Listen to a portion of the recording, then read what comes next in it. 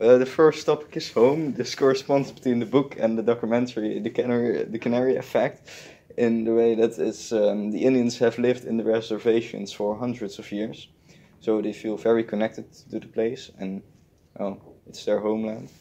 So on the spiritual level, they feel connected to those places. They also, when the Indians get older, they slowly lose their hopes and dreams, because at school the teachers are kind of told that they have to not literally, but beat. Kill the Indian to save the child. Yeah. And so most Indians don't have any hopes and dreams left, but in the book you have Arnold, and he goes to Reardon to follow his hopes and dreams. And he meets a lot of new people, and he also gets into the basketball team, where he has to fight against his hometown. That's a fairly sad piece in the book, because he has won the basketball match between his home school and his school where he went to in the White Land. He's very sad after the match, because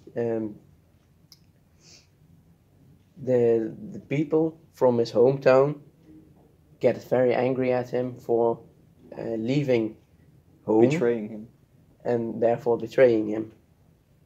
And in the Canary Effect, the Indians also don't have any hopes or dreams, because they're kind of just being used by the government. Yeah, and by the white people. And most of them have alcohol addictions as well. A lot of them. Everyone. Nearly. There's also a lot of poverty.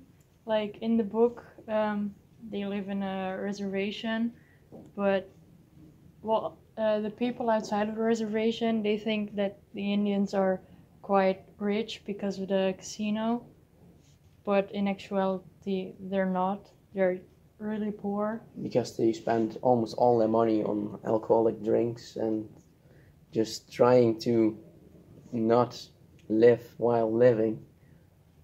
And most of them are jobless as well. So there's a lot of job opportunity in the reservations, and nearly no one ever leaves. No one tries to leave. Except for Arnold. Exactly. And his sister, but that's because of Arnold left the rest. Yeah. And in the Canary Effect, this is also visible with a lot of crime and alcohol abuse in those towns. So it corresponds with the two. The race is the last topic we're gonna talk about. There's a lot of racism between the Indians and the white people, Western people. This is shown in the book because when Arnold arrives at Reardon at first, no one really talks to him. They all think he's just some random Indian that doesn't belong there. Stupid redskin. In the Canary Effect, the Indians are literally just being used by the Western people, so that also doesn't show any respect. And what we discussed before, the teachers were told to kill the Indian to save the child, so the kids basically get told that their traditions from their ancestry are forbidden, and they shouldn't practice that anymore, so the culture dies out.